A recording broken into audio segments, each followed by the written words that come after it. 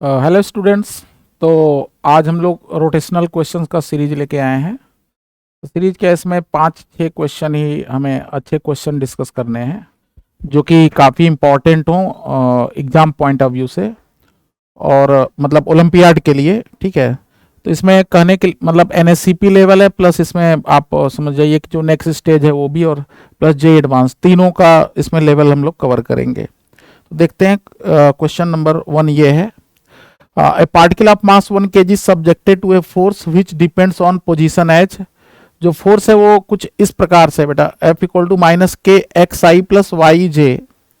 ठीक है, k g metre per second square with k equal to 1 दिया है, टी इक्वल टू 0। तो particle position is t equal to 0 पे particle का पोजीशन वेक्टर देखिए ये दिया हुआ है, और उसका वेलोसिटी वेक्टर ये दिया हुआ है minus root two i plus root two j plus 2 by pi के।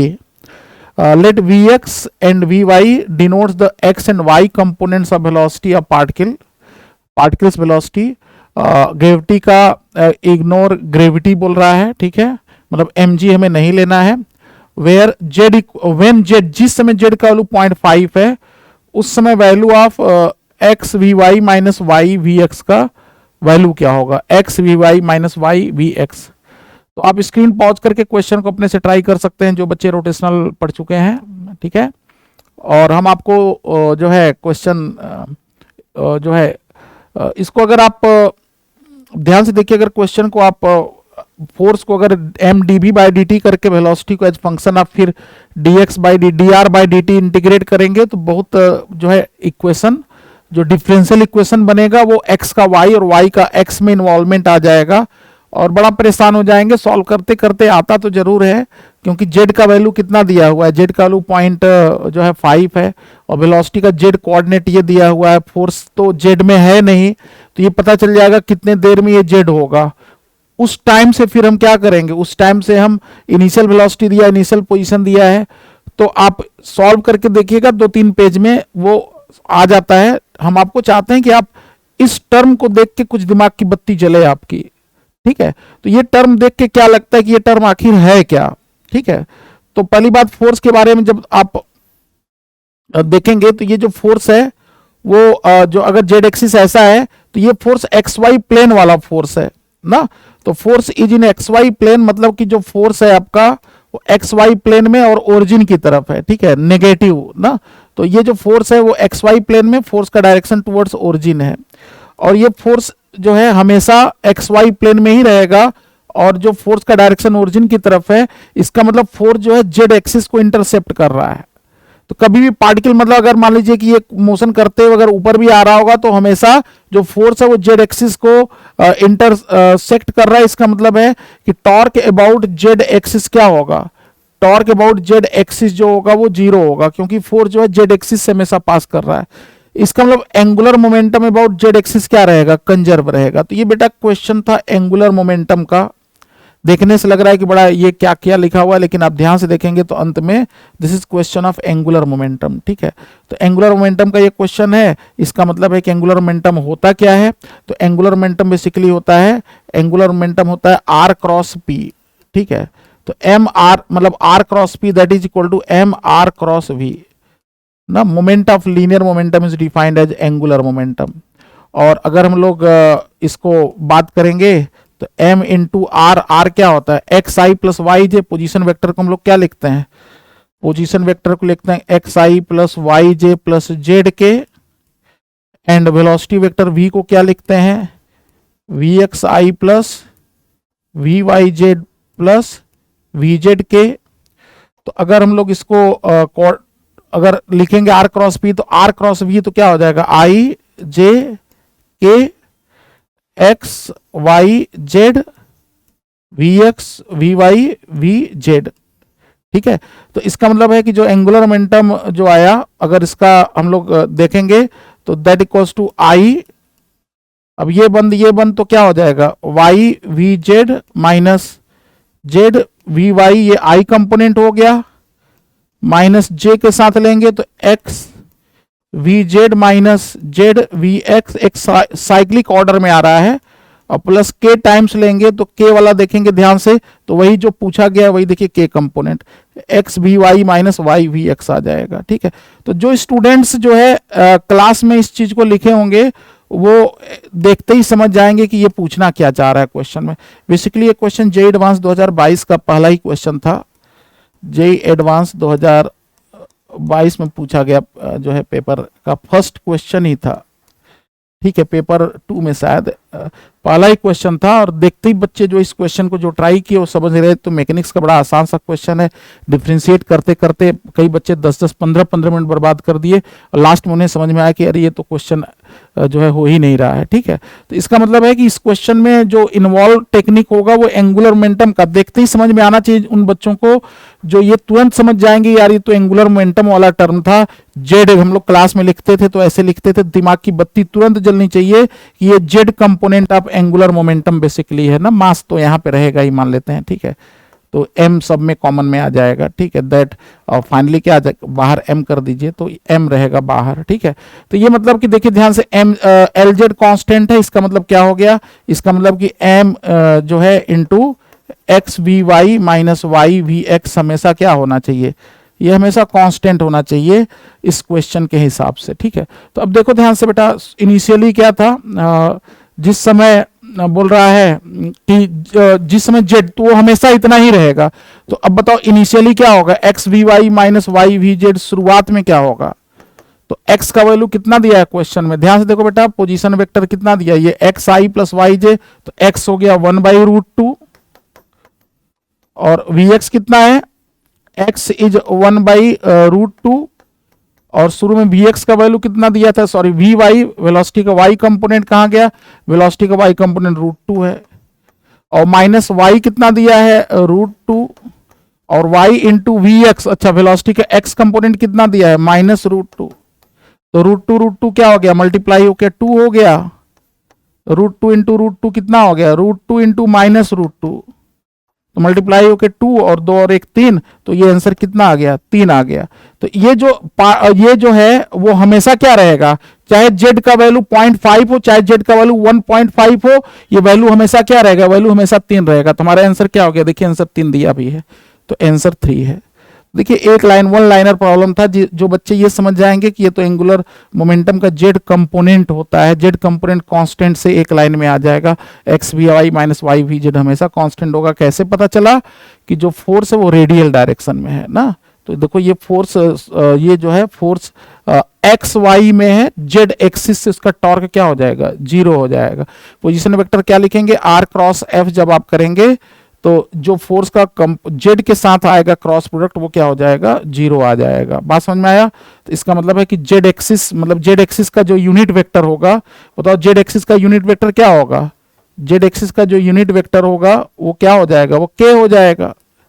ठीक है, तो के हो जाएगा, और फोर्स में आपके क्या है, फोर्स में तो एक्स और वाई ही है, तो इसका मतलब है कि टॉर्क अबाउट जेड एक्सिस क्या आ जाएगा, टॉर्क अबाउट जेड एक्सिस जो आ जाएगा वो 0 आ जाएगा ना। जेड क्रॉस एफ हम लोग करेंगे तो r cross F, z cross F अगर हम लोग करते हैं तो कितना आएगा, 0 आएगा।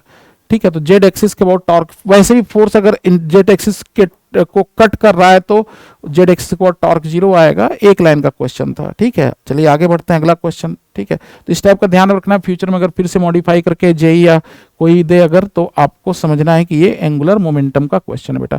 हट जाते हैं, आराम से आप नोट करके नोट कर लीजिए। ठीक है, चलिए आगे बढ़ते हैं। अगला ये बड़ा शानदार क्वेश्चन है। क्वेश्चन ये कह रहा है कि एक स्मूथ जो है ये हॉलो सिलेंडर है, हॉलो सिलेंडर है, अंदर का सरफेस इसका बिल्कुल ही स्मूथ है। अच्छा, नीचे रफ सरफेस है, फ्रिक्शन इज सफिशिएंटली रफ, ऐसा रफ दिया है जिससे कि ये जो है यहाँ पे रोलिंग मोशन हो सके। ठीक है, मतलब कि फ्रिक्शन इतना सफिशिएंट है कि जब ये अंदर ये एक पार्टिकल इसके अंदर स्लाइड कर सकता है, एक फ्रीली एक पार्टिकल अंदर जो है फ्री है पार्टिकल, और ये अंदर ही अंदर क्या कर सकता है, अंदर ही अंदर एक पार्टिकल यहाँ पे स्लाइड कर सकता है। ठीक है, ऐसा क्वेश्चन में दिया है। कह रहा है जब ये पार्टिकल स्लाइड करके जब नीचे आएगा उस समय जो है क्या स्पीड होगा सिलेंडर का शायद। ठीक है, तो पूछ रहा है कि when the particle reaches the bottom most point after system is release from rest. ठीक है, ऐसा क्वेश्चन में पूछ रहे हैं। ठीक है, तो सोचिए जरा कैसे इस क्वेश्चन को करेंगे। सिलेंडर और इसके बीच स्मूथ सरफेस है, नीचे रफ है, रफ जिससे कि friction is sufficient to prevent slipping, मतलब यहाँ कोई फ्रिक्शन स्लाइड नहीं कर रहा है, मतलब फ्रिक्शन स्टैटिक नेचर का है। तो जब फ्रिक्शन स्टैटिक नेचर का होता है तो वर्क डन बाई फ्रिक्शन क्या हो जाएगा बेटा, वर्क डन बाई फ्रिक्शन जो हो जाएगा जीरो हो जाएगा ना। तो फ्रिक्शन का यहाँ कोई वर्क नहीं होगा, इसका मतलब टोटल सिस्टम का एनर्जी क्या रहेगा, कंजर्व रहेगा। ठीक है, तो अब अपने से ट्राई कर लीजिए स्क्रीन पॉज करके, फिर उसके बाद हम इसको बता देते हैं कैसे करते हैं ना। ये भी एक शानदार क्वेश्चन है, ठीक है, रोटेशनल का। तो इसमें आप अगर ध्यान से देखिए तो क्वेश्चन में कंसेप्ट क्या क्या इन्वॉल्व है। पहली बात तो ये कंसेप्ट ये इन्वॉल्व है कि यहाँ पे जो है फ्रिक्शन वर्क नहीं कर रहा है और अंदर का सरफेस स्मूथ है, इसका मतलब सिस्टम का टोटल एनर्जी क्या रहेगा, कंजर्व रहेगा। एनर्जी का लॉस तब होता है जब फ्रिक्शन वगैरह क्या करते हैं, कहीं नेगेटिव वर्क करते हैं। ठीक है, तो फ्रिक्शन तो है लेकिन ग्राउंड सरफेस जो है रफ है, इतना रफ है कि फ्रिक्शन जो है स्लाइड नहीं कर रहा है, मतलब कि सफिशिएंटली रफ है। तो चलिए मान लेते हैं बॉटम पे पहुंच गया। जब बॉटम पे पहुंच गया तो इसका जो सेंटर ऑफ मास का वेलोसिटी मान लेते हैं कि जो है v2 हो गया और इसका वेलोसिटी मान लेते हैं v1 हो गया। ठीक है, ये v1 और v2 किसके रिस्पेक्ट में, जो v1 v2 है वो ग्राउंड के रिस्पेक्ट में। तो इसके सेंटर ऑफ मास का वेलोसिटी मान लेते हैं v2 और इसका वेलोसिटी मान लेते हैं v1, और ये रोलिंग कर रहा होगा तो एंगुलर वेलोसिटी ओमेगा, तो v2 का वैल्यू किसके इक्वल टू हो जाएगा, जो v2 का वैल्यू आएगा v2 हो जाएगा आपका r ओमेगा। ठीक है, तो v2 का वैल्यू r ओमेगा। ठीक है, r इस सिलेंडर का रेडियस है और इसका मास कैपिटल M दिया हुआ है, इसका मास स्मॉल m दिया हुआ है। ठीक है, एक तो देखिए ये इक्वेशन रोलिंग का कंडीशन लगा देंगे। दूसरा कंडीशन अब ध्यान समझना है कि टोटल एनर्जी सिस्टम का कंजर्व है, तो loss in potential energy mgr that equals to gain in kinetic energy, तो हाफ mv1 स्क्वायर, और इसके पास दो एनर्जी होता है, एक ट्रांसलेशनल और एक प्लस रोटेशनल। तो ट्रांसलेशनल हाफ mv2 स्क्वायर और रोटेशनल कितना हो जाएगा, रोटेशनल हो जाएगा आपका हाफ आई ओमेगा स्क्वायर, मतलब half into m are square into omega square. और हमें पता है कि आर ओमेगा को क्या रख देना है, v2 रख देना है, तो ये बेसिकली आ जाएगा हाफ mv1 स्क्वायर प्लस ये mv2 स्क्वायर हो जाएगा। तो यहाँ से 2gr का वैल्यू आ गया v1 square plus 2v2 square ना, sorry mv1 square mv1 square plus 2mv2 square, दो से दोनों तरफ मल्टीप्लाई कर दिए और आर ओमेगा को v2 कर दिए, तो half mv2 square half mv2 square mv2 square हो जाएगा, कैपिटल mv2 स्क्वायर हो जाएगा। तो देखिए आ जाएगा बेसिकली हाफ mv1 स्क्वायर, और कई हम लोगों को याद होता है कि टोटल एनर्जी क्या आता है, इसमें रोटेशनल एनर्जी हो जो होता है, रिंग हो चाहे हॉलो सिलेंडर हो, वो हो जाता है mv स्क्वायर। ठीक है, तो रिंग हो या हॉलो सिलेंडर हो, टोटल एनर्जी क्या हो जाता है, mv स्क्वायर हो जाता है। तो mv2 square is total energy basically. ठीक है, तो देखिए ये आपका इक्वेशन नंबर 2 हो गया। दो इक्वेशन बन गए, ओमेगा नहीं पता, v1 नहीं पता, v2 नहीं पता। ठीक है, और इक्वेशन अब इन्वॉल्व करेंगे हम लोग यहाँ पे कंजर्वेशन ऑफ क्या एंगुलर मोमेंटम कंजर्व होगा, क्या बाहर से फोर्स है, हाँ बाहर से फोर्स है, लेकिन वो फोर्स अगर हम पॉइंट पी के अबाउट एंगुलर मोमेंटम कंजर्व कराते हैं तो पॉइंट पी के अबाउट एंगुलर मोमेंटम क्या रह सकता है। चलिए एंगुलर लीनियर इंपल्स की बात करते हैं। लीनियर मोमेंटम कंजर्व नहीं रहेगा, लेकिन हाँ ये कह सकते हैं कि नीचे का अगर फ्रिक्शन लग रहा है तो फ्रिक्शन का अगर मान लेते हैं फ्रिक्शन का डायरेक्शन किधर था, अगर पीछे था, तो लीनियर इंपल्स का इक्वेशन अगर लिखेंगे तो हम लोग क्या लिखेंगे कि लीनियर इंपल्स का इक्वेशन लिखेंगे तो हम लोग बोलेंगे कि ये देखिए mv2 ना इंपल्स मोमेंटम थ्योरम, तो टोटल लीनियर मोमेंटम कितना था, minus F into D T का जो इंटीग्रल आएगा दैट इक्वल्स टू क्या आ जाएगा, ये आ जाएगा mv2 और माइनस स्मॉल mv1, ये हो गया इक्वेशन नंबर 3। और torque about centre of mass angular impulse, तो torque about centre of mass F R into D T का integral that equal to I centre of mass omega that is capital M are square into omega. तो इसका मतलब यहाँ से F D T का जो integral आ गया angular impulse लगा दिए किसके अबाउट, सेंटर ऑफ मास के अबाउट, तो एम इंटू आर ओमेगा, एक आर कैंसिल हो गया और आर ओमेगा को v2 कर देंगे तो that equals to M into v2 ये इक्वेशन नंबर 4 हो गया, ठीक है। तो इक्वेशन नंबर 4 हो गया m इंटू V2, ठीक है। तो अब ऐसा करिए कि इन दोनों को ऐड कर दीजिए। तो थर्ड और फोर्थ को जब हम लोग ऐड कर देंगे तो इक्वेशन नंबर थर्ड और फोर्थ को ऐड करने पर हमें क्या मिलेगा, 2mv2 माइनस mv1, तो that equals to small mv1 मिल जाएगा। चलिए इसको इक्वेशन हम लोग 5 कर देते हैं। तो बस कुछ नहीं, 5 इक्वेशन अगर आ गया यहाँ पे, तो अब हम लोग को सेकेंड और फिफ्थ से हमें क्या मिल जाएगा, सेकेंड और फिफ्थ से हमें जो रिजल्ट मिल जाएगा, हमको चाहिए था v2, तो वेलोसिटी v2 का वैल्यू आ जाएगा आपका, देख लीजिएगा, देखिए आंसर यहाँ पे लिखा हुआ है m square GR by 2m square plus m। हम लोग लास्ट स्टेज पे आ गए, देख लीजिए, उठा के पुट कर लीजिए यहाँ से। तो 2GR का वैल्यू कितना आ जाएगा, 2GR इक्वल्स टू आ जाएगा m इंटू V1 स्क्वायर। तो V1 की जगह क्या कर देंगे, V1 की जगह तो यहाँ से देखिए 4m square by m square, ठीक है। और यहाँ पे V2 स्क्वायर हो जाएगा, ठीक है। तो यहाँ से V2 स्क्वायर हो जाएगा और plus capital M V2 square था, 2m V2 स्क्वायर था ही वहां पे, 2m V2 स्क्वायर। तो 2 से 2 हो जाएगा कैंसिल, तो V2 का वैल्यू कितना आ जाएगा, V2 का वैल्यू आ जाएगा, अब देखिए यही आ जाएगा, स्मॉल m यहाँ से m स्क्वायर हो जाएगा, तो m स्क्वायर GR और डिवाइडेड बाई यहाँ से आ जाएगा आपका 4 देखिए 2 से कॉमन ले लेते हैं, तो 2 कॉमन लेने पे कैपिटल M, तो कैपिटल M और प्लस आपका 2 कैपिटल M स्क्वायर, ठीक है।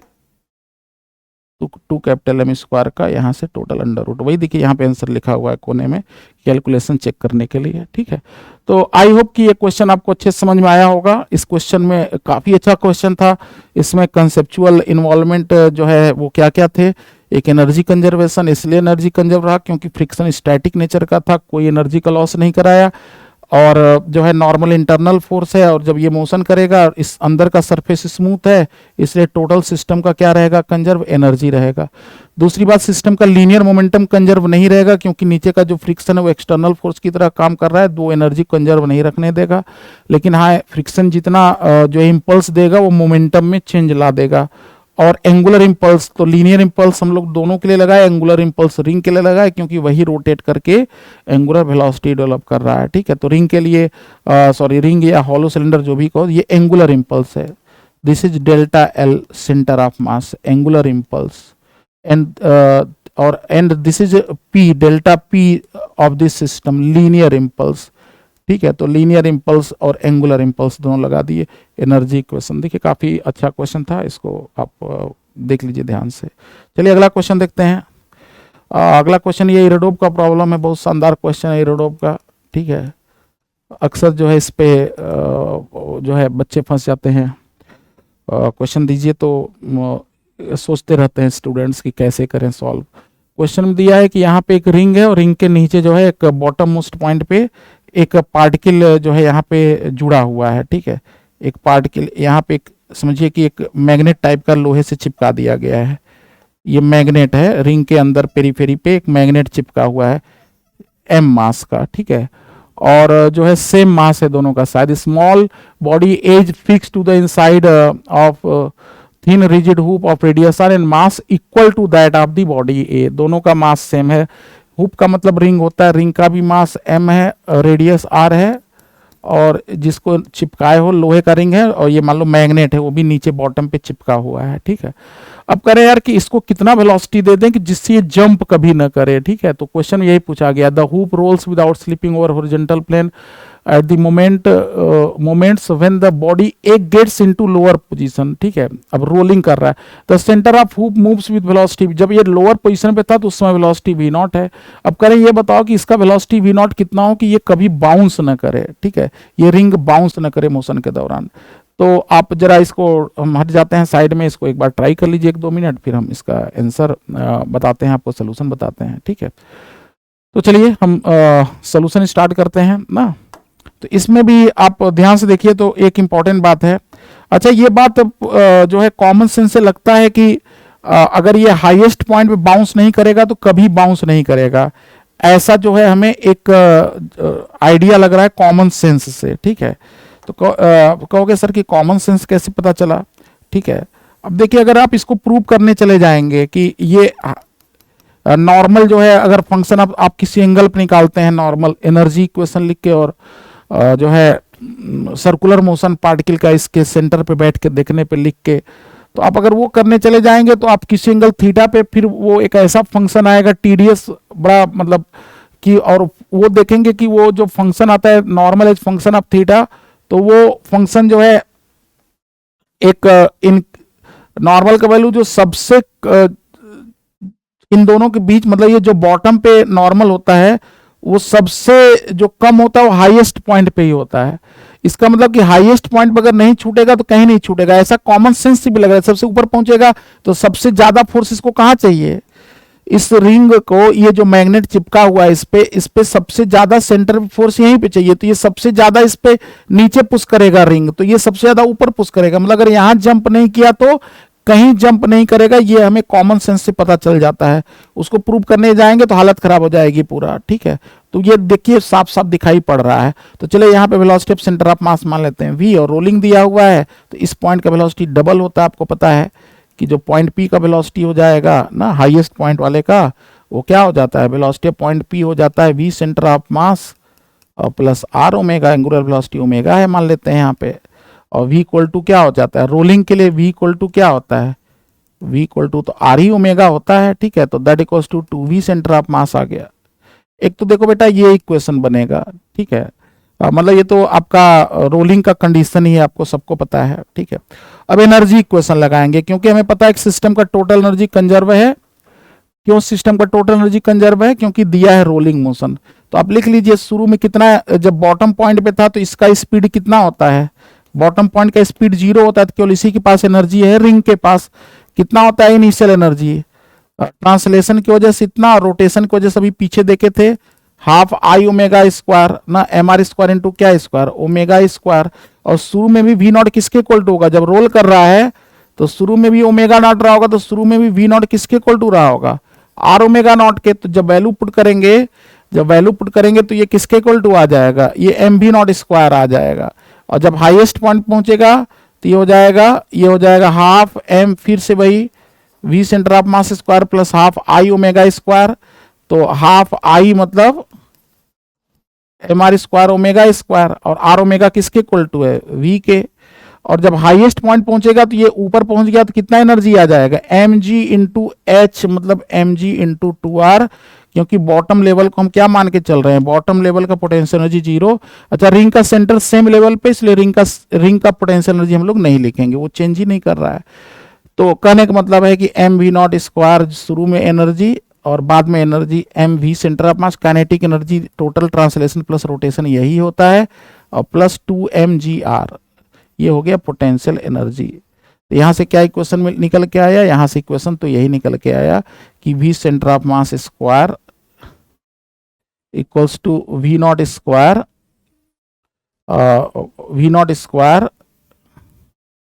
और माइनस कितना, v centre of mass square equal to v nought square minus 2gr आ गया, ठीक है, माइनस 2gr। सही देख लो एक बार, ये सही है कि शुरू में कितना इसके पास एनर्जी था, एम वी नॉट स्क्वायर, और बाद में क्या हो गया, m v centre of mass square, और इसका पोटेंशियल एनर्जी कितना हो गया, एम जी इंटू 2r, तो ये 4gr आएगा। 2 से सही तो है, अच्छा नहीं, हाफ क्या हो गया, 1 हो गया, एम वी स्क्वायर ये, तो चलो ये 2gr ही हो गया, ठीक है। तो चलो ये पहला इक्वेशन हो गया, या दूसरा इक्वेशन, चलिए जो भी। और दूसरी बात यह है कि यहाँ पे क्या हो रहा है, यहाँ पे आप ध्यान से देखिए, जो है तो अब हमें इसका डायनेमिक इक्वेशन लिखना पड़ेगा। तो डायनेमिक इक्वेशन देखिए ध्यान से 2 तरीके से लिख सकते हैं। अगर पूरे सिस्टम की बात करेंगे तो पूरा सिस्टम का जो सेंटर ऑफ मास है, ध्यान से देखिए, ये जो सेंटर ऑफ मास होगा यहाँ से कितने दूरी पे होगा, r/2 पे होगा। Position of centre of mass m1r1 plus m2r2 करेंगे तो कितना आ जाएगा, r/2 आ जाएगा। तो अभी देखिए सेंटर ऑफ मास का जो पोजीशन है, सेंटर ऑफ मास वो r/2 रेडियस में घूम रहा है। तो सेंटर ऑफ मास जो है वो r/2 रेडियस में घूम रहा है, ठीक है। अगर हम लोग सेंटर ऑफ मास का मोशन देखेंगे इसके सेंटर पे बैठ के, इंपॉर्टेंट बात सुनो, यही असली टेक्निक है। अगर हम लोग कहेंगे कि एक तो रिंग का हम एबीडी अलग बना सकते हैं, उसका अलग बना सकते हैं, उससे बढ़िया ऐसा करो पूरे सिस्टम का रिंग और जो मैग्नेट जो चिपका हुआ वो पूरे को सिस्टम ले लो। तो पूरे को सिस्टम अगर ले लोगे तो एफबीडी बनाओगे तो तुम देखोगे यार कि इस पूरे सिस्टम पे फोर्स नीचे की तरफ कितना लग रहा है, 2mg, और नीचे से क्या लग रहा है, एक नॉर्मल n लग रहा है। ठीक है, तो अगर ये इसको उछल जाएगा तो n का वैल्यू जस्ट किसके बराबर कर देंगे, n का वैल्यू जस्ट किसके बराबर कर देंगे, n का वैल्यू। अब ध्यान से देखो, पूरे सिस्टम पे अगर नॉर्मल को 0 कर दें तो क्या हो जाएगा, ये ऊपर उठ जाएगा। तो पूरे सिस्टम बताओ, ये अगर हम लोग इस सेंटर पे बैठ के देखेंगे तो इसका सेंटर ऑफ मास का वेलोसिटी कितना दिखाई पड़ेगा। तो अब रोलिंग हो रहा है तो वेलोसिटी ऑफ सेंटर ऑफ मास यहां से कितने दूरी पे है, 3r/2।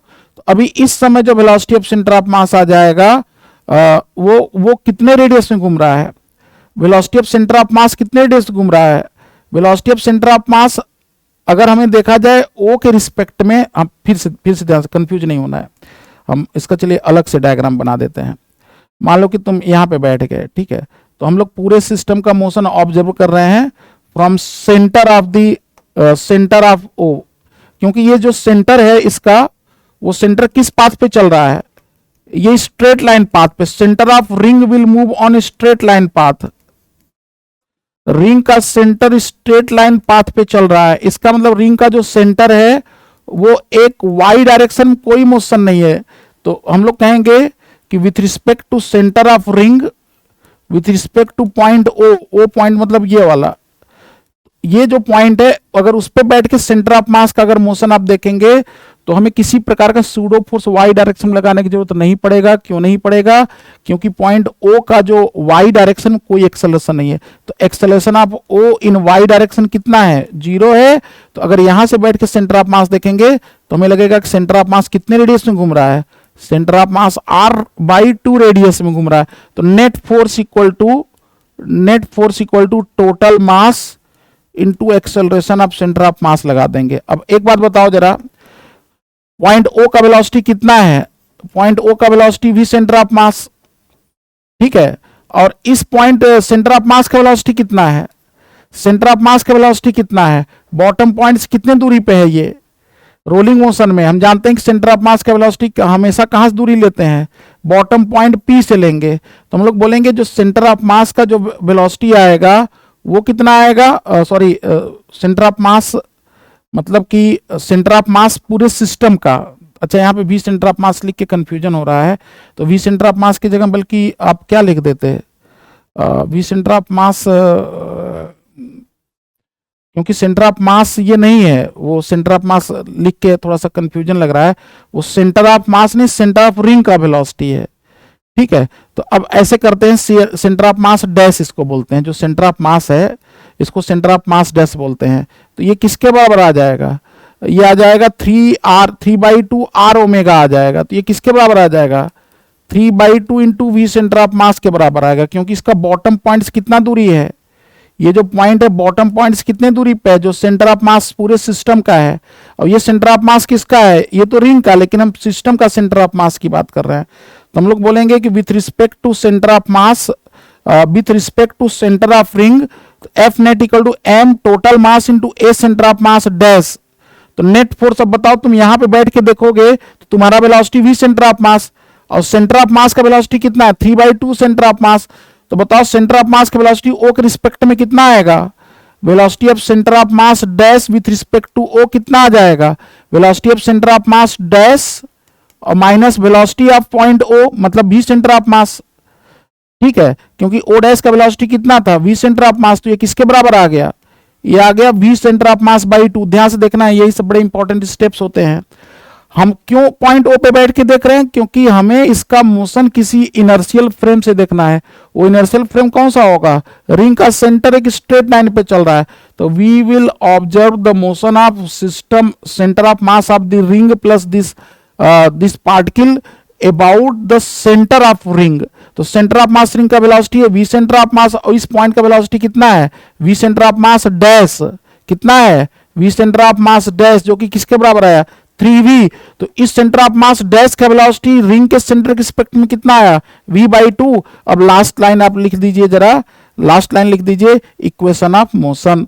तो इक्वेशन ऑफ मोशन लिख देंगे तो क्या आएगा, इक्वेशन ऑफ मोशन लिखेंगे तो क्या पता चलेगा, इक्वेशन ऑफ मोशन लिखेंगे तो नेट फोर्स टुवर्ड्स, अब देख के यहां से देख के लग रहा है कि ये कितने रेडियस में घूम रहा है, r/2 रेडियस में। कितने रेडियस में, r/2। तो नेट फोर्स टुवर्ड्स सेंटर क्या आएगा, पूरे सिस्टम की बात करेंगे तो देखो नीचे 2mg minus n that equals to 2m into कितना, v centre of mass by 2 का होल स्क्वायर और डिवाइडेड बाई कितना, mv स्क्वायर बाई r, और डिवाइडेड बाई कितना, v centre of mass by 2 का होल स्क्वायर और बाई कितना, by r/2। तो बताओ कितना आ जाएगा, ये कितना आ जाएगा। तो ये आप करके देखेंगे तो ये आ जाएगा आपका 2 से 2 कटा 4। तो ये सिंपली कितना आ गया, ये mv centre of mass square ही आ गया। देख लीजिए शायद नहीं 1/4 हो जाएगा, सही तो ये 2 ऊपर चला जाएगा, देखो ये आ गया। और n को हम क्या कर देना है, हमें बॉटम से इसका पीछा छुड़ाना है तो n को क्या कर देंगे, n को देखो 0 कर देंगे। तो n को 0 कर देंगे तो v centre of mass dash square कितना आ गया, तो v सेंटर ऑफ मास का वैल्यू किसके बराबर आ गया, gr के, सॉरी 2gr के बराबर आ गया ना। देखिए r, ये mv स्क्वायर बाई r हो जाएगा, तो ये आ गया 2gr के बराबर आ गया। ठीक है, तो ये 2gr आ गया। ठीक है, तो देख लेते हैं कितना आया ये 2mg net force minus n बराबर 2m into we centre of mass square by r/2। तो वी सेंटर ऑफ मास का जो वेलोसिटी आ रहा है 3/2 माइनस v/2, तो mv स्क्वायर बाई r देखो 1/4 हो गया। तो 1/4 हो गया तो ये कितना आ गया, ये आ गया mv सेंटर ऑफ मास। तो इसका मतलब mv सेंटर ऑफ मास का स्क्वायर कितना आ जाएगा, mv सेंटर ऑफ मास का स्क्वायर आ गया आपका 2gr आ गया। ठीक है, तो 2gr। ठीक है, तो इसका मतलब v centre of mass dash square आ गया 2gr। ठीक है, तो 2gr। अच्छा एक बार इस इक्वेशन को चेक कर लेते हैं ना, एक बार इस इक्वेशन को चेक कर लेते हैं, ये वाला कितना था, तो एक second, half mv square plus half mr, ring ही है ना, रिंग का मोमेंट ऑफ इनर्शिया कितना होता है, half mv square plus half ring का तो mr स्क्वायर ही होता है। तो mr स्क्वायर हो गया, तो इसका मतलब mv not square equals to mv centre of mass square. इस समय सेंटर ऑफ मास का वेलोसिटी कितना हो चुका है, इस समय सेंटर ऑफ मास का वेलोसिटी मान लेते हैं v सेंटर ऑफ मास हो चुका है, सही है। mv square plus mg into ये कितना ऊपर चला चुका है, ये 2r ऊपर जा चुका है mgr। जब हम लोग करेंगे तो ये हो गया आपका 2mgr, 1/2 1/2 1 हो गया, ये तो बिल्कुल सही है। तो v centre of mass square v not square minus 2gr आ गया, ये तो इक्वेशन सही है। अब हम लोग कहेंगे कि जो है अब सेंटर ऑफ मास का वेलोसिटी अगर v सेंटर ऑफ मास है, सेंटर ऑफ मास का अगर वेलोसिटी v सेंटर ऑफ मास है, ठीक है, तो हम लोग ये बोलेंगे कि सेंटर ऑफ मास का वेलोसिटी v सेंटर ऑफ मास है, तो ये वाला जो पॉइंट है अभी इस पोजीशन पे, इन दोनों का जो सेंटर ऑफ मास वो कहीं कहाँ पे आ रहा है, एक बार चेक कर लेते हैं। m into 0 plus m into R, बीच में r/2 पे, यहाँ से r/2 तो यहाँ से r/2, मतलब o के रिस्पेक्ट में सेंटर ऑफ मास कितने रेडियस में घूम रहा है, r/2 रेडियस में घूम रहा है, ये भी बिल्कुल सही है। तो हम लोग बोलेंगे कि यहाँ पे सेंटर ऑफ मास का वेलोसिटी, अच्छा बॉटम पॉइंट से ये कितना दूरी है, रोलिंग कंडीशन में r प्लस 3r/2, मतलब v सेंटर ऑफ मास का जो वेलोसिटी आएगा वो 3v/2 आ जाएगा, मतलब ये वाला सही है, 3v/2 आ जाएगा। तो इसका वेलोसिटी 3/2, इसका velocity v centre of mass, तो v इसके रिस्पेक्ट में सेंटर ऑफ मास का जो वेलोसिटी आएगा वो v/2 आ जाएगा। मतलब टोटल फोर्स जो आ जाएगा, जो टोटल फोर्स आएगा टोटल कितना, 2mg mg mg 2mg नीचे, और नीचे से कितना n को 0 कर देना क्योंकि हमें उठा उसको जंप करा देना है।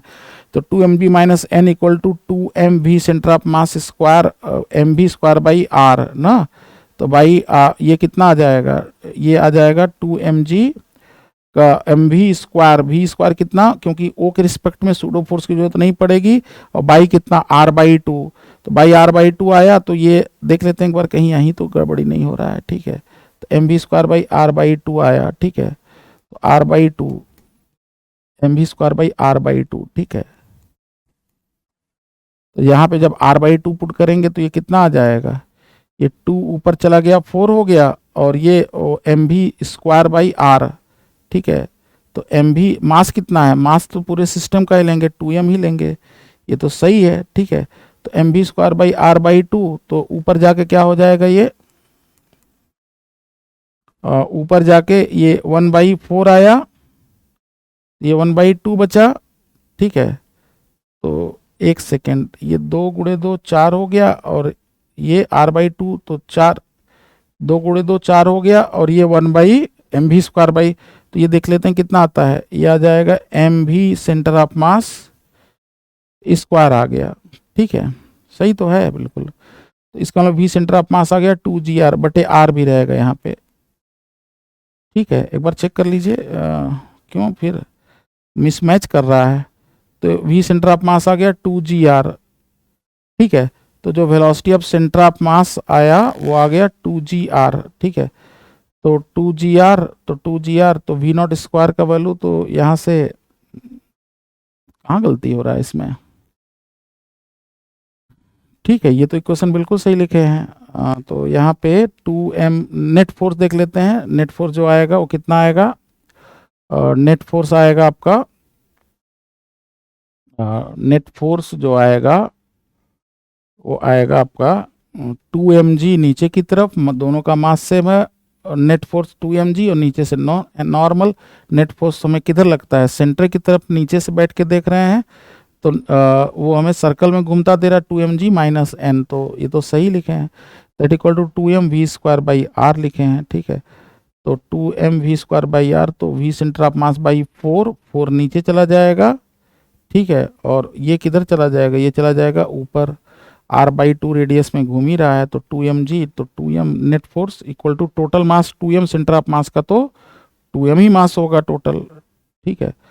तो ये तो सही है। और फिर इस इक्वेशन में कहाँ गड़बड़ी हो रहा है, इस इक्वेशन में देख लेते हैं, जब ये अभी कहाँ पे था, यहाँ पे था, तो टोटल इसमें एनर्जी था नहीं, ठीक है। तो केवल इसी के पास एनर्जी था, ये तो बॉटम पे था।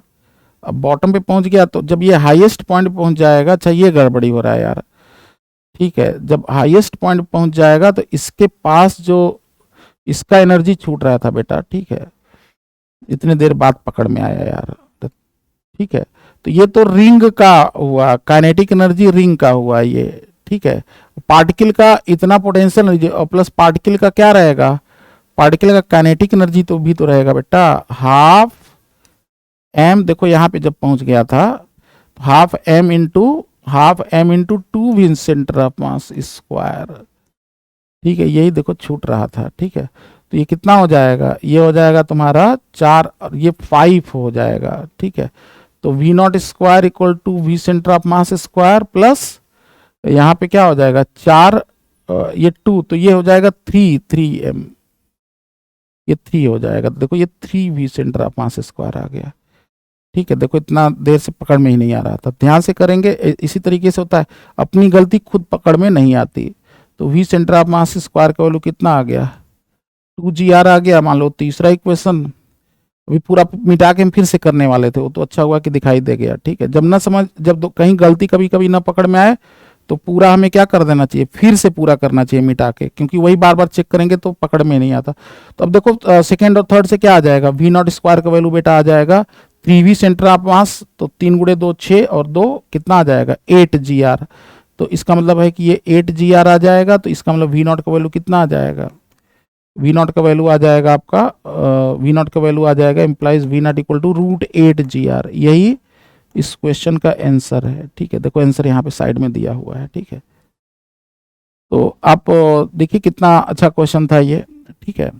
अच्छा दूसरा तरीका ये है कि हम जो है इसके मतलब कि जो हम रिंग पे बैठ गए उसको हम क्या कर सकते थे, इसका पार्टिकल का अलग इक्वेशन लिखते, इसका अलग इक्वेशन लिखते, उससे भी आता, लेकिन फालतू क्या होता, टाइम कंज्यूमिंग होता, ठीक है। अगला क्वेश्चन देखिए, अगला क्वेश्चन ये भी बड़ा शानदार क्वेश्चन है। Homogeneous rod A B of length 1.8 metre M is pivoted at, ये JIIT 1992 में आया था, 92 या 93 शायद 92 में ही था, बहुत तगड़ा क्वेश्चन था। एट सेंटर हो, कह रहा है कि एक रिंग, एक जो है रॉड यहाँ पे गिरा है, कीड़ा ऊपर से गिरता है, कीड़ा इस पे चिपक के चलने लगता है, फिर The rod is initially in the horizontal position. An insect S of same mass m falls vertically with speed v on the point C midway between point O and B. बिल्कुल O और B के बीच में गिरता है यहाँ पे L/4 height पे. Immediately after falling the insect move towards end B. ये इस पे गिरने के बाद इस प्रकार से चलने लगता है such that rod rotates with constant angular velocity. ऐसे वो चलता है कि रॉड का एंगुलर वेलोसिटी उसके बाद कांस्टेंट हो जाता है. तो पूछते हैं कि ये बताओ कि गिरने के तुरंत बाद रॉड का एंगुलर वेलोसिटी ओमेगा क्या होगा, और ये बताइए कि जो जिस प्रकार से चल रहा है ओमेगा कांस्टेंट है, जब वो 90 डिग्री रॉड घूम जाएगा मतलब रॉड वर्टिकल हो जाएगा तो मतलब वो इस प्रकार से चलता है कि जब वो कीड़ा किनारे पहुंचता है तो रॉड 90 डिग्री घूम जाता है. तो बताइए किस प्रकार से चलेगा, कैसे स्पीड कांस्टेंट स्पीड से चलेगा. ठीक है, इतना स्पीड मेंटेन किया हुआ है वो. ठीक है, तो if insect reaches the end B end rod, ठीक है, उसके बाद कांस्टेंट कराए कि when the rod turns to 90 degree, if insect reaches the end B when the rod turns to 90 degree. ठीक है, इस प्रकार से चलता है, गिरता तो V से है लेकिन इस प्रकार से चलता है कि जब ये कीड़ा यहां पहुंच जाता है तो रॉड 90 डिग्री, तो बताइए किस स्पीड से गिरा होगा. ठीक है, ये है क्वेश्चन. तो ये काफी मतलब तगड़ा क्वेश्चन है और इसको लोग अलग अलग अप्रोच से करते हैं. कई लोग इसको लगते हैं di/dt करने, मोमेंट ऑफ इनर्शिया सिस्टम का, इसका प्लस उसका. ठीक है, तो बड़ा ही बढ़िया क्वेश्चन है. इसको हम आपको एक नए इनोवेटिव अप्रोच से बताते हैं. ठीक है, वो मेरा मेथड है, कहीं दुनिया के किसी किताब में वो मेथड नहीं दिया हुआ है. ठीक है, तो चलिए हम मेथड बताते हैं वो मेथड क्या है. ठीक है, तो चलिए इसको हम नेक्स्ट पेज पे ले जाते हैं. ठीक है, अब देख लीजिए सारा ना, स्क्रीनशॉट वगैरह ले लीजिए क्वेश्चन का और अपने से ट्राई कर लीजिए 1 मिनट, फिर उसके बाद हम इसको अप्रोच बताते हैं. ठीक है, तो ध्यान से देखिए कि लेंथ एल का वैल्यू 1.8 मीटर दिया हुआ है, सब कुछ दिया हुआ है. तो पहले चलिए एक क्वेश्चन तो यहीं से लिख देते हैं कि जब वो गिर जाएगा, गिरते ही ओमेगा कितना हो जाएगा. जब उस पर गिरेगा तो गिरते ही एंगुलर वेलोसिटी ओमेगा क्या होगा. तो जब कीड़ा यहाँ पे मिड पॉइंट पे ऐसे गिर गया मान लेते हैं. ठीक है, स्पाइडर यहाँ पे ऐसे गिर गया, एंगुलर मोमेंटम कंजर्वेशन क्या बोलेगा, M we not, angular momentum hinge के अबाउट क्या रहेगा, कंजर्व रहेगा. तो M we not L/4, M V L/4 equals to I omega ना. तो आई मतलब कि mL²/12 और प्लस mL/4 का whole square into omega. Translational जो है रोटेशनल में कन्वर्ट हो जाएगा. ठीक है, तो ओमेगा का वैल्यू आ जाएगा, ओमेगा का वैल्यू आ जाएगा. आप देख लीजिए अगर 16 हो गया, एलसीएम ले लेंगे तो 48 हो जाएगा. 48 तो 3 और प्लस 4 7 और 7 और 48 तो इधर 12 48/4 12 आ जाएगा. तो 12V/7L आ गया. तो एंगुलर वेलोसिटी पहला पार्ट तो ये काफी इजी पार्ट था. ठीक है, तो डिटरमाइन एंगुलर वेलोसिटी ये फर्स्ट पार्ट तो इजी हो गया. चलिए, मतलब गिरते ही जो है ओमेगा इतना आ जाएगा. अब कह रहा है कि अब कीड़ा इस प्रकार से चलता है रॉड पे, इस प्रकार से चलता है कि ओमेगा कांस्टेंट है. अब समझिए इसी में सारा खेल छुपा हुआ है. कीड़ा रॉड पे ऐसे चलता है कि ओमेगा कांस्टेंट आ गया. ये कैसे पॉसिबल है कि कीड़ा अगर रॉड पे चले और ओमेगा कांस्टेंट आए. देखते हैं कैसे पॉसिबल है यार. दिया है कि ये जो इंसेक्ट है यहाँ पे गिरा, कहाँ पे गिरा, L/4 पे, और L/4 पे गिरने के साथ ये इस प्रकार से चलने लगता है कि इसका ओमेगा कांस्टेंट हो जाता है. अच्छा, कि जो भी ओमेगा आया था कितना आया था, ओमेगा का वैल्यू 12V/7L आया था. अब ये ओमेगा कांस्टेंट हो जाता है. समझिए बात को, ये ओमेगा हो गया कांस्टेंट. अच्छा, रॉड का जब ओमेगा कांस्टेंट हो गया तो इसका मतलब रॉड पे कोई टॉर्क लग ही नहीं रहा है, क्योंकि रॉड पे अगर टॉर्क आएगा तब तो रॉड का ओमेगा बदलेगा.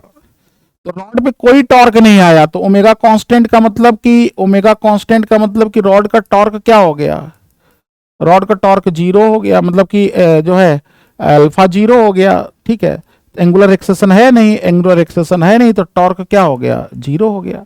इसका मतलब कि कीड़ा जो है रॉड पे चल रहा है लेकिन कोई नॉर्मल एग्जर्ट नहीं कर रहा है. मतलब कि इस कीड़े और रॉड के बीच में कोई भी नॉर्मल एग्जिस्ट करेगा ही नहीं, क्योंकि अगर इसके बीच नॉर्मल होता तब तो टॉर्क आ जाता. इसका मतलब कीड़ा और रॉड के बीच में कोई भी नॉर्मल एग्जिस्ट नहीं कर रहा है. मतलब क्या हुआ बेटा, मतलब ये हुआ कि जो है अब रॉड ओमेगा कांस्टेंट से घूम रहा है. अच्छा, मतलब कीड़े पे अगर नॉर्मल नहीं लगेगा तो रॉड, कीड़ा पे कोई फोर्स नहीं लगा रहा है, फिर कीड़ा चल कैसे रहा है? तो कीड़ा एक्चुअली क्या कर, रॉड को चारों तरफ से ऐसे, जैसे पेड़ पे चढ़ते नहीं है, मतलब टोटल नॉर्मल जीरो है, लेकिन रेडियल ऐसे, जैसे किसी चीज को ऐसे पकड़ लो, मान लो जैसे पेड़ पे चढ़ते हैं ना, जो कभी ताड़ के पेड़ पे देखो तो क्या करते हैं, चारों तरफ से ऐसे पकड़ लेते हैं। तो जब ऐसे पकड़ लेंगे तो चारों तरफ से नॉर्मल जी, देखो नेट नॉर्मल जीरो हो जाएगा, लेकिन वो रेडियल नॉर्मल की वजह से क्या होगा, रेडियल नॉर्मल की वजह से फ्रिक्शन आ जाएगा। जैसे किसी चीज को ऐसे मुट्ठी में पकड़ के खींचिए तो नेट नॉर्मल तो चारों तरफ से मिला के जीरो है, लेकिन रेडियल इसलिए जो कीड़ा इस पे चलेगा वो कैसे चलेगा, कीड़ा उसको चारों तरफ से पकड़ के, स्पाइडर, इसलिए डायग्राम में देखिए जो है, जो एडवांस वाले बड़े चालाक होते हैं, स्पाइडर दिया हुआ है, स्पाइडर टाइप का, मकड़ी टाइप का, मकड़ी ऐसे पकड़ ले रहा है चारों तरफ से, तो उसको रॉड को पकड़ के चल रहा है, लेकिन नेट उसके बीच कोई नॉर्मल एग्जिस्ट नहीं कर रहा है। इसका मतलब कि जब ये रॉड ऐसे रोटेट करेगा किसी इंस्टेंट पे, जब ये रॉड ऐसे घूम जाएगा किसी इंस्टेंट पे, जब ये रॉड मान लेते हैं ऐसे रोटेट कर गया किसी इंस्टेंट पे, ठीक है, तो अगर रॉड रोटेट कर गया होगा तो वहां पे क्या होगा, वहां पे कीड़ा का जो पोजीशन है, वो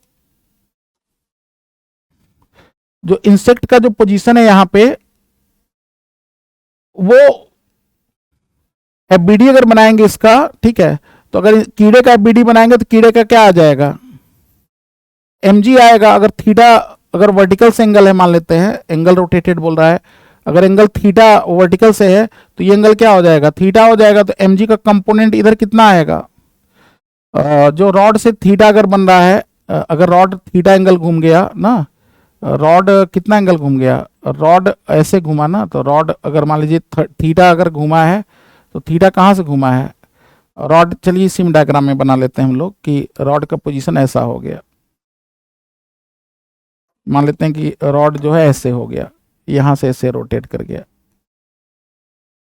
अगर रॉड ऐसे रोटेट कर गया किसी इंस्टेंट पे, ठीक है, तो अगर रॉड रोटेट कर गया थीटा एंगल यहाँ से, ठीक है, अगर रॉड थीटा एंगल रोटेट कर गया आपका, इस जो कीड़ा यहाँ पे है पड़ा हुआ, ठीक है, तो mg का कंपोनेंट कितना आएगा, अगर ये एंगल थीटा है तो ये हो जाएगा आपका,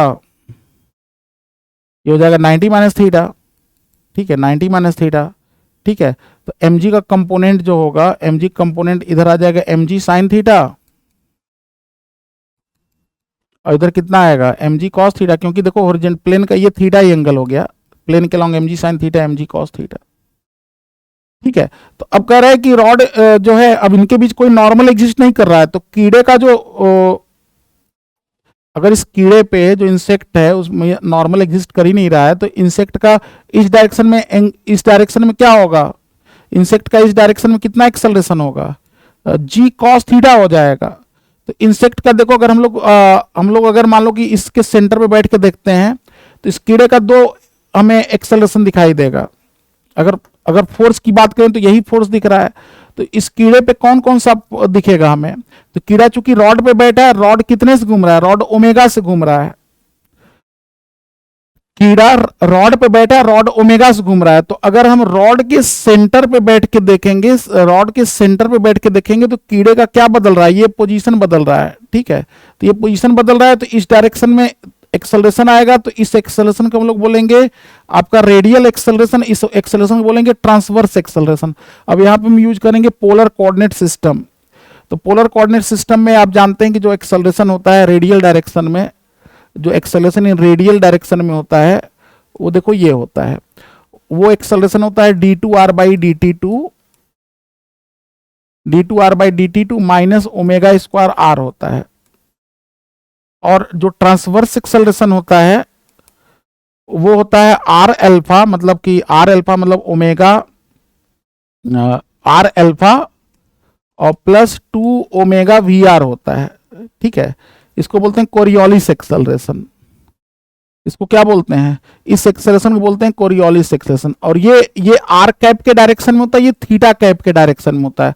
आर कैप का मतलब ये वाला डायरेक्शन, रेडियल डायरेक्शन, हम पोलर कोऑर्डिनेट कर रहे हैं, और थीटा कैप का मतलब कौन सा डायरेक्शन, टेंजेंशियल डायरेक्शन। तो there are two component, radial and tangential. Circular motion में क्या होता है, आर फिक्स होता है। जब हम सर्कुलर मोशन में, यहाँ पे वी आर का वैल्यू क्या होता है बेटा, यहाँ पे जो वी आर का वैल्यू होता है वो होता है D R by D T. जिस रेट से हमारा क्या बदलता है, जिस रेट से रेडियस बदलता है ना, जिस रेट से रेडियस बदलता है ना, तो D are by D T मतलब कैपिटल, मतलब हम लोग बोलेंगे यहाँ पे आर एल्फा कैप, और ये D R by D T मतलब जिस रेट से क्या बदलता है, सर्कल का रेडियस, मतलब ओरिजिन से अगर दूर जा रहे होंगे तो क्या लगातार बदल रहा होगा, आर बदल रहा होगा। तो सर्कुलर मोशन में ये चीज क्या हो जाता है, ये चीज देखो जीरो हो जाता है, और क्या ये चीज जीरो। तो सर्कुलर मोशन में हमेशा क्या होता है, रेडियल एक्सेलरेशन और केवल आर एल्फा टेंजेंशियल आता है। लेकिन जनरल कर्वलिनियर मोशन में क्या होता है, जनरल कर्वलिनियर मोशन में हमारे पास आर बदलने की वजह से एक्सेलरेशन होता है, ठीक है, आर बदलने की वजह से होता है। इस एक्सेलरेशन को कोरियोलिस एक्सेलरेशन बोलते हैं।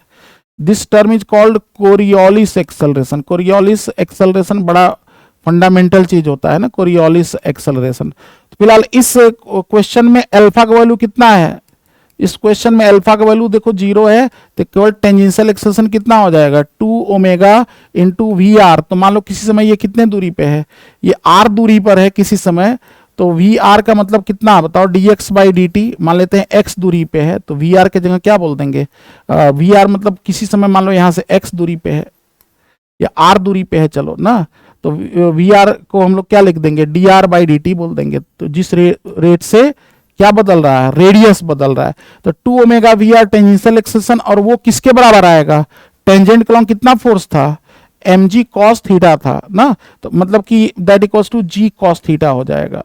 तो टेंजेंशियल एक्सेलरेशन यहाँ पे क्या हो जाएगा, टेंजेंशियल एक्सेलरेशन इज, अगर इसको हम लोग net force equal to M into A T बोल दें, तो that equals to G cos theta आ जाएगा, ठीक है। तो इसका मतलब है कि omega 2 omega D are by D T is G cos theta, ठीक है। तो अब देखो ध्यान से, बस बन गया, और थीटा को क्या लिख देंगे, ओमेगा टी, तो ये हो गया कॉस ओमेगा टी, ठीक है। तो जी कॉस थीटा को हम लोग लिख देंगे जी कॉस ओमेगा टी ना, तो जी कॉस थीटा को लिख दो जी कॉस ओमेगा टी, तो यहाँ पे हो गया G cos omega T, theta is equal to omega T. तो जी कॉस ओमेगा टी देखिए बढ़िया से बन गया इक्वेशन। तो हम लोग क्या बोल देंगे, हम लोग बोल देंगे कि D are by D T. तो अब देखो ध्यान से, G cos omega T D T, G cos omega T D T that equals to 2 omega into D R, और इसको इंटीग्रेट कर दो कहां से कहां। अब देखो तुम्हारा theta equal to omega T, ठीक है, तो that equals to pi by 2, T का वैल्यू कितना आ जाएगा, पाई बाई 2 ओमेगा आएगा। तो इंटीग्रेशन में हमारा थ्री कहां से जाएगा, जीरो से पाई बाई 2 ओमेगा टी जाएगा, और आर का वैल्यू कहां से जाएगा, क्योंकि आर हमारा दूरी कहां से है, जो आर दूरी होता है हमारा किसके रिस्पेक्ट में होता है, आर दूरी हमारा इसके सेंटर के रिस्पेक्ट में होता है, यहीं से बैठ के हम लोग ऑब्जर्व करते हैं। तो आर का इनिशियल वैल्यू कितना था, एल बाई 4 था, और फाइनल वैल्यू कितना है, एल बाई 2 है, ठीक है। तो देख लो ध्यान से, ये आ जाएगा कॉस ओमेगा टी का इंटीग्रेशन, माइनस कॉस का तो साइन ही होता है, ठीक है। तो G by omega sine omega T, limit हम लोग रख देंगे 0 से पाई बाई 2 ओमेगा, 0 से पाई by 2 omega,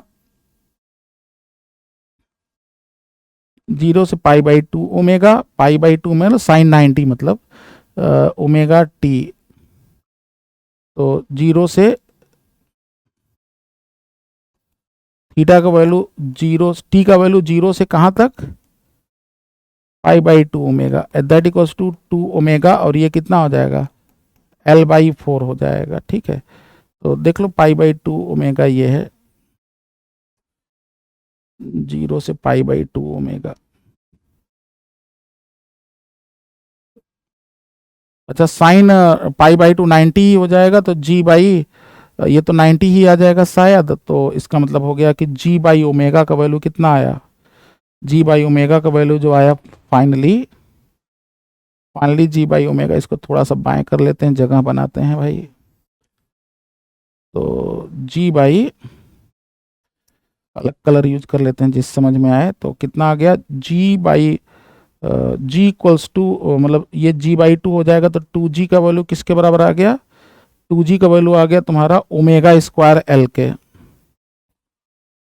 omega square L के, और ओमेगा कितना था पिछले, ओमेगा वैल्यू 12 भी बाई 7l है, तो ओमेगा वैल्यू 12 भी, तो 144 वी स्क्वायर बाई 49, ठीक है। तो एल स्क्वायर हो जाएगा ऊपर, ओमेगा स्क्वायर तो नीचे एल स्क्वायर, तो तो एल आ जाएगा 49L। ठीक है, तो v का वैल्यू कितना आ गया, v का वैल्यू आ गया, देख लो तुम्हारा 40 कितना आ जाएगा, ये आ जाएगा 22G, मतलब 98G बाई 144 का अंडर रूट। ठीक है, हाँ 98GL बाई 144। और लेंथ कितना दिया था क्वेश्चन में, लेंथ का वैल्यू दिया था 1.8, लेंथ का दिया था 1.8, मास कट गया क्या, हाँ लेंथ है 1.8, तो 1.8, ठीक है, तो 1.8 बटे 144, 1.8G तो 18 हो जाएगा, 18 गुणे 98 बटे 144, तो 98 गुणे 18 बटे 144, 18 बटे 8 कितना, ये 8 होता है, ये 4 और ये 49 बाई 4 मतलब 7/2, तो फाइनली आ गया 7/2 मतलब 3.5 metre per second is the answer. ठीक है, तो ये देखिए आपका आंसर आ गया 3.5 मीटर पर सेकेंड। काफी शानदार क्वेश्चन था, आप देखिए फाइनली आंसर दिया भी है 3.5 metre per second, answer verify. आप थोड़ा सा इस क्वेश्चन में आप इस पार्ट में कंफ्यूज हुए होंगे कि ये कोरियोलिस एक्सेलरेशन किस चिड़िया का नाम है। तो कोरियोलिस एक्सेलरेशन, एक मिनट थोड़ा सा आपको हम इंट्रोड्यूस कर देते हैं, पोलर कोऑर्डिनेट सिस्टम में आता है। ठीक है, तो कोरियोलिस बेसिकली जब कोई भी कर्वलिनियर मोशन, जब भी कोई पार्टिकल करता है, कोई भी पार्टिकल अगर थोड़ा सा अगर कर्व पाथ पे चलता है, कर्वलिनियर मोशन की बात करते हैं, तो हम लोग कहते हैं यार कि पोजीशन वेक्टर अगर आर है, एक्स वाई कोऑर्डिनेट, तो हम लोग एक्स वाई कोऑर्डिनेट में आर पोजीशन को क्या लिखते हैं, आर पोजीशन लिखते हैं एक्स आई प्लस वाई जे लिखते हैं। ठीक है, अब कहते हैं कि अगर ये कार्टेशियन सिस्टम है तो इसका एक और सिस्टम होता है जिसको हम लोग पोलर सिस्टम बोलते हैं। तो पोलर सिस्टम में हम लोग इसको एक्स एक्सिस ले लेते हैं, इसके परपेंडिकुलर डायरेक्शन को वाई एक्सिस ले लेते हैं, इसको पोलर कोऑर्डिनेट बोलते हैं। ठीक है, तो उसमें क्या होता है कि बड़े प्रॉब्लम को आसानी से हम लोग कर सकते हैं। तो इस डायरेक्शन को हम लोग आर कैप से, इसके यूनिट वेक्टर को थीटा कैप से बोलते हैं। तो पोलर कोऑर्डिनेट मतलब आर के डायरेक्शन को हम लोग बोलते हैं आर के डायरेक्शन का यूनिट वेक्टर को आर कैप बोलते हैं, इसको थीटा कैप बोलते हैं। ठीक है, तो आर कैप थीटा कैप। अब ध्यान से देखना है कि अगर ये एंगल मान लेते हैं कि कोई पार्टिकल अगर थीटा एंगल पे है, तो आर कैप जो होगा वो जो है एक्स एक्सिस से कितना एंगल बनाएगा, थीटा एंगल बनाएगा। तो आर कैप का यूनिट वेक्टर क्या हो जाएगा, जो आर कैप हो जाएगा वो ये इधर हो जाएगा। देखो ध्यान से, अगर ये थीटा एंगल है तो 1 cos थीटा 1 sin थीटा, तो आर कैप जो हो जाएगा cos थीटा आई कैप और sin थीटा जे कैप हो जाएगा। और जो थीटा कैप, इस डायरेक्शन को हम लोग टेंजेंशियल बोलते हैं, तो जो थीटा आ जाएगा वो कितना आएगा, तो इसके अलोंग 1 मीटर, तो कितना आ जाएगा। अब देखो ध्यान से, अगर ये थीटा 90 माइनस थीटा, ये थीटा हो गया, इधर हो गया 1 cos थीटा, इधर हो गया नेगेटिव 1 sin थीटा, तो माइनस sin थीटा आई कैप प्लस cos थीटा जे कैप। ये रेडियल डायरेक्शन में यूनिट वेक्टर, ये टेंजेंशियल डायरेक्शन में यूनिट वेक्टर। तो हम लोग बोलते हैं कि जो वेलोसिटी वेक्टर जो v था वो क्या होता है, वेलोसिटी वेक्टर v होता है dr बाई dt। ठीक है, तो हम लोग बोलते हैं अब जब dr बाई dt करोगे तो r पोजीशन को तुम क्या लिख सकते हो, पोजीशन वेक्टर r को, अगर ये दूरी r है मान लेते हैं किसी समय, ये किसी समय r ओरिजिन से डिस्टेंस है, तो इसको हम लोग बोलते हैं r इंटू आर का यूनिट वेक्टर। ठीक है, तो अब जरा इसको डिफ्रेंशिएट एक बार करके देख लो, dr कैप बाई dt क्या होता है, dr कैप बाई dt जो होता है cos थीटा का डिफरेंशियल माइनस sin थीटा, और sin थीटा का cos थीटा, और d थीटा बाई dt का ओमेगा हो जाता है। तो ये देखोगे तुम ओमेगा थीटा कैप आ जाता है। ठीक है, d थीटा बाई dt को हम लोग एंगुलर वेलोसिटी ओमेगा बोलते हैं। जिस रेट से पोजीशन वेक्टर घूमता है उसको क्या बोलते हैं, ओमेगा बोलते हैं। देखो ये है ओमेगा का डायरेक्शन बाहर की तरफ, ओमेगा ना एंगुलर वेलोसिटी। तो अब देखो ये आ गया। उसी तरीके से D theta cap by D T का वैल्यू कितना आ जाएगा, जब इसको डिफ्रेंशिएट करोगे पोलर कोऑर्डिनेट, तो इसको डिफ्रेंशिएट करोगे तो माइनस साइन थीटा का माइनस कॉस थीटा और कॉस थीटा का माइनस साइन थीटा। तो अब ये देखो आ जाएगा minus omega into R cap आ जाएगा। तो ये दोनों का डिफ्रेंशिएशन है। तो आर आर कैप को डिफ्रेंशिएट करेंगे तो वेलोसिटी वेक्टर जो v आ जाएगा, इसी को ध्यान से देखना है बेटा। वेलोसिटी वेक्टर v आ जाएगा तो वो देखो फर्स्ट इंटू सेकेंड, तो r into D R cap by D T, और D R cap by D T को क्या लिखोगे ओमेगा, तो r ओमेगा थीटा कैप हो गया, और plus r cap into D are by D T लिखेंगे। D are by D T मतलब किस रेट से r बढ़ रहा है, तो इसको वी आर बोलते हैं। तो D are by D T का मतलब वी आर, मतलब कि r किस रेट से हमारा पोजीशन वेक्टर बढ़ रहा है। तो सर्कुलर मोशन में तो कांस्टेंट होता है, जनरल में ये वेरिएबल होता है। अब इसके बाद देखो एक और आ जाएगा।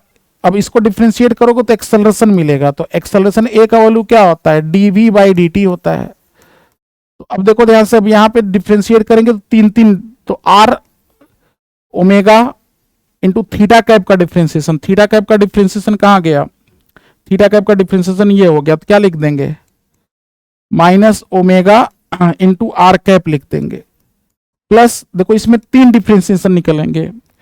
एक बार हम लोग थीटा कैप को, अब देखो आर थीटा कैप और D omega by D T को अल्फा बोलते हैं। D omega by D T क्या बोलेंगे, अल्फा बोलेंगे। और एक बार फिर क्या करोगे, एक बार प्लस लिखोगे ओमेगा थीटा कैप और again D R by D T लिखोगे, जिस रेट से हमारा आर बदल रहा है। तो देखो इसके डिफ्रेंशिएशन से 3 टर्म निकले, फर्स्ट सेकेंड थर्ड, और प्लस सेकेंड वाले टर्म को डिफ्रेंशिएट करोगे तो उसके डिफ्रेंशिएशन से भी कितने टर्म निकलेंगे। अब आर कैप और डी टू आर, इसको डिफ्रेंशिएट करोगे तो ये हो जाएगा D two R by D T two, और plus D are by D T, D are by D T, और इसको डिफ्रेंशिएट करेंगे आर कैप को तो क्या मिलता है, आर कैप का डिफ्रेंशिएशन ओमेगा थीटा, तो D are by D T omega theta, तो क्या हो जाएगा omega theta cap into D are by D T. तो ध्यान से देखो omega theta cap into D are by D T 2 बार आ गया, यहां भी आ गया, यहां भी आ गया, तो इन दोनों को एक साथ लिख देते हैं, इसी को कोरियोलिस टर्म बोलते हैं बेटा। तो अब फाइनली आंसर देखो एक्सेलरेशन ए में देखा। अब हम डायरेक्शन, 2 डायरेक्शन ले लिए, एक रेडियल और एक टेंजेंशियल। तो एक थीटा कैप ले लिए, एक रेडियल, तो रेडियल को आर कैप देखो तो कितना आ जाएगा, आर कैप को एक साथ कर दो आर कैप को, तो देखो ध्यान से ये आया D two R by D T two minus omega square R cap, omega square R, omega square R into R cap, इसको बोलते हैं एक्सेलरेशन इन रेडियल डायरेक्शन। और प्लस टेंजेंशियल डायरेक्शन में क्या आएगा, थीटा कैप वाला देखो, तो थीटा कैप में ये आ रहा है, एक आर एल्फा आ रहा है, और plus 2 omega into D are by D T को वी आर बोलते हैं। D R by D T को क्या बोलते हैं, D R by D T को वी आर बोलते हैं। ठीक है, ये समझ लो, बड़ा इंपॉर्टेंट पोलर एक्सप्रेशंस हैं। तो ये थीटा कैप, ठीक है। तो इस एक्सेलरेशन को हम लोग टेंजेंशियल एक्सेलरेशन बोलते हैं, टेंजेंशियल एक्सेलरेशन, जो कि जो आर कैप, जो इसको टेंजेंशियल एक्सेलरेशन बोलते हैं, और इस एक्सेलरेशन को हम लोग बोलते हैं कोरियोलिस एक्सेलरेशन। इसी को बोल रहे थे बेटा कि जो पीछे था, this is called Coriolis acceleration. तो ये चीजें किताबों में नहीं दी रहती हैं, ध्यान समझो, इसका बड़ा यूज है। जैसे देखो इस क्वेश्चन को हम कोरियोलिस से कर दिए सॉल्व। ठीक है, तो सर्कुलर मोशन में क्या होता है, in circular motion, circular motion के केस में आर हमारा क्या होता है, फिक्स होता है, इसलिए ये टर्म देखो 0 हो जाएगा। तो D two R by D T two क्या हो जाएगा, 0 हो जाएगा, और D are by D T मतलब वी आर भी क्या हो जाएगा, देखो 0 हो जाएगा। तो D are by D T को हम लोग वी आर बोलते हैं। ठीक है, तो उस केस में केवल एक्सेलरेशन एक रेडियल मिलता है और एक मिलता है टेंजेंशियल एक्सेलरेशन। तो ये जनरल एक्सेलरेशन देख लो, बेसिकली इसको 2 ओमेगा क्रॉस वी आर बोलते हैं, 2 ओमेगा क्रॉस वी आर बोलते हैं। ठीक है, वेक्टर फॉर्म में ऐसे लिखते हैं। इस पे जे एडवांस 2016 में बड़ा जबरदस्त पैराग्राफ आया था। ठीक है, तो ये समझ लो, जो हम पूरा आपको ना कर्विलिनियर मोशन की कहानी ही बता दी है, जनरल कर्विलिनियर मोशन। तो बड़ा यूज है इसका, मतलब बड़े बड़े क्वेश्चन को हम एक एक चुटकियों में कर लेते हैं कोरियोलिस यूज करके, बहुत सारा इसका यूज है, बताएंगे मतलब कभी और इस पे सीरीज लाएंगे तो। ठीक है, फिलहाल उस क्वेश्चन का हम आपको जो है तरीका बता दिए। ठीक है, इसके बाद अगला क्वेश्चन देखते हैं। ये क्वेश्चन जो है काफ़ी इंटरेस्टिंग क्वेश्चन है। इसमें दिया है कि इनफाइनाइट सिलेंडर्स हैं, एक के ऊपर एक ऐसे रखा हुआ है, 2-2 सिलेंडर का स्टैक्स है पूरा, और नीचे वाले प्लैंक को एक एक्सेलरेशन से खींचते हैं। पढ़िए ध्यान से, consider infinite tall cylinder of identical massive cylinder and massless planks as shown in the figure. The moment of inertia cylinder सबका दिया है। There are 2 cylinders at each level and number of level is infinite. The cylinder do not slip with respect to the plank, but the bottom plank is free to slide on a table. If you pull on the bottom plank so that accelerate horizontally with acceleration A, what is the horizontal acceleration of bottom row of cylinders. ठीक है, ये question देखिए। तो इसमें काफ़ी मतलब जो है अच्छा क्वेश्चन है। तो ऐसा करते हैं कि हम एक स्टैक नीचे का ले लेते हैं और ये मान के चलते हैं कि दो सिलेंडर को चलिए एक सिलेंडर से ऐसे रिप्रेजेंट कर देते हैं, और जो एक बात एक सिलेंडर के लिए होगा वही दूसरे के लिए भी होगा। ठीक है, तो हम लोग मान के चलते हैं कि इसको अगर एक एक्सेलरेशन से पुल किया जा रहा है नीचे वाले को, तो इसका एक्सेलरेशन ए सेंटर ऑफ मास हो गया और फ्रिक्शन इस पे लगेगा, तो ये एंगुलर एक्सेलरेशन कुछ अल्फा ऐसे हो जाएगा। बॉटम पॉइंट पे मान लेते हैं फ्रिक्शन एफ है और एक रिडक्शन फैक्टर के ले लेते हैं कि जिससे कि सिलेंडर का एक्सेलरेशन ऊपर, अगला जो प्लैंक है ऊपर वाला उसका एक्सेलरेशन मान लेते हैं कि कुछ के ए हो गया ना। के क्या है? के रिडक्शन फैक्टर है। इसी से हर ऊपर जो है ऐसे मान लीजिए जो है वो फैक्टर से डिक्रीज करता गया एक्सेलरेशन मान लेते हैं, मतलब के जो भी है वो कोई कांस्टेंट है, हो सकता है बढ़ रहा हो घट रहा हो ये नहीं पता। ठीक है, तो चलिए फटाफट लिख लेते हैं। अच्छा, यहाँ पे एफ होगा तो इस पे क्या हो जाएगा, ऊपर वाले सिलेंडर पे के एफ हो जाएगा। यहाँ पे जो फ्रिक्शन लगेगा ऊपर वाले पे, वहां पे जो फ्रिक्शन लग जाएगा इस वाले सिलेंडर पे, ये कितना लगेगा, ये के एफ लगेगा। तो इस पे के एफ आगे लगेगा, चूंकि से प्लैंक मासले से के एफ पीछे लगेगा, और इस पॉइंट पीछे लगेगा तो इस पॉइंट पे आगे लगेगा, तो इस पॉइंट पे किधर लगेगा, पीछे लगेगा। ठीक है, तो अब एक्शन रिएक्शन से पता चल गया कि ये जो फ्रिक्शन आएगा यहाँ पे क्या आएगा, के एफ ऐसे पीछे आएगा, क्योंकि इसके बॉटम पॉइंट पे आगे लगेगा तो इस पे पीछे लगेगा, तो इस पे पीछे, तो मासले से इस पे आगे लगेगा, और इस पे आगे लगेगा तो ये इस पे पीछे लगाएगा, तो के एफ हो गया। अब फटाफट इक्वेशन आप मोशन लिख देते हैं। तो देखिए ध्यान से, और हमें पता है कि इस पॉइंट ए का जो एक्सेलरेशन होगा, एक्सेलरेशन ऑफ पॉइंट ए क्या हो जाएगा, एक्सेलरेशन ऑफ पॉइंट ए हो जाएगा A centre of mass plus R alpha, और एक्सेलरेशन जो पॉइंट बी हो जाएगा, यही पॉइंट बी है, वो हो जाएगा A centre of mass minus R alpha. ठीक है, A centre of mass minus R alpha. और क्वेश्चन में पॉइंट ए का एक्सेलरेशन कितना दिया है, ए दिया है, और ये कितना दिया है, ये के ए दिया हुआ है। ठीक है, तो यहां से क्या आ गया, ए सेंटर ऑफ मास का वैल्यू आ गया के प्लस 1a, और एंगुलर एक्सेलरेशन जो अल्फा आ गया, वो कितना आया, इसमें इसको घटाएंगे, ए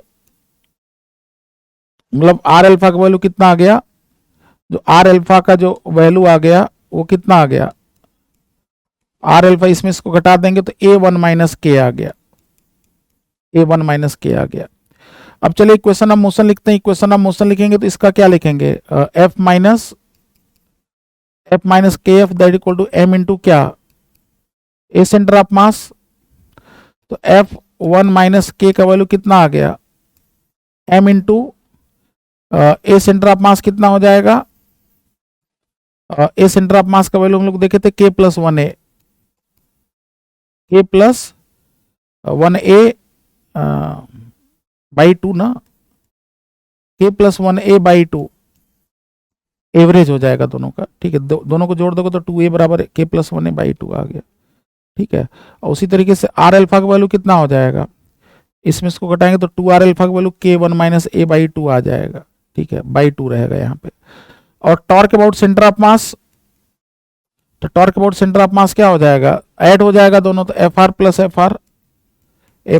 के एफ आर इक्वल्स टू कितना, M are square by 2 alpha, तो एफ के प्लस 1 एफ, तो K plus 1 F equal to M R alpha by 2, और आर अल्फा का वैल्यू देखो ये है, तो एम आर अल्फा बाई 2, तो M into A 1 minus K by 4 आ जाएगा। देखो ध्यान से, बाई 2 क्या हो जाएगा, बाई 4 आ जाएगा। ठीक है, तो ऐसा करो कि इस इक्वेशन में, फर्स्ट इक्वेशन में सेकेंड इक्वेशन को डिवाइड कर दो। तो फर्स्ट में सेकेंड को डिवाइड करेंगे तो कितना आ जाएगा, 1 माइनस के बाई 1 प्लस के इक्वल्स टू कितना आ जाएगा, डिवाइड करेंगे तो ये 2 ऊपर चला जाएगा, तो के प्लस 1 बाई 1 माइनस के, तो 1 माइनस के का whole square equals to 1 minus K by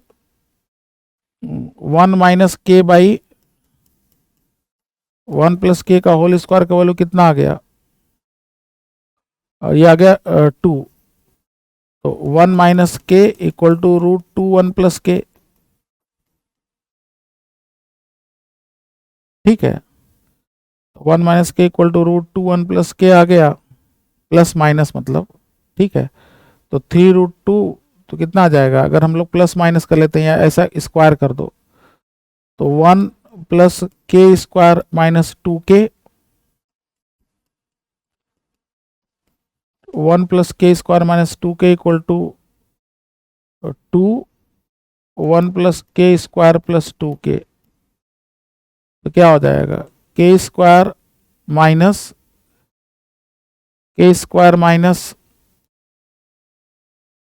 के स्क्वायर, देखो यहाँ 4 के स्क्वायर प्लस 6 के और प्लस 1 इक्वल टू 0, तो के का वैल्यू कितना आ जाएगा, -6 plus minus under root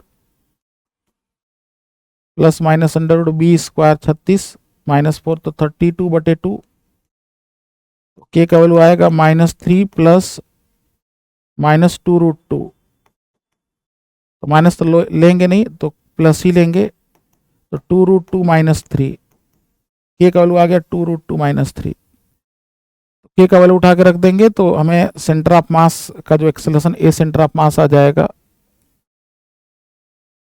A centre of मास कहाँ पे है, ए सेंटर ऑफ मास देखो यहाँ पे k+1 a/2, तो k+1/2a, तो k+1 कर देंगे तो कितना आ जाएगा, ये +1 कर देंगे तो 2 रूट 2 -2, तो आएगा a रूट 2 -1 ना, तो यही आपका आंसर है, ध्यान से देखिए, यही a रूट 2 -1।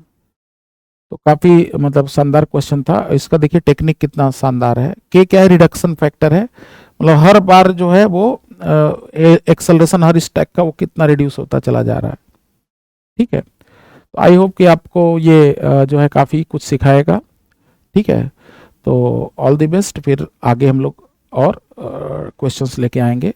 ठीक है, बाय बाय।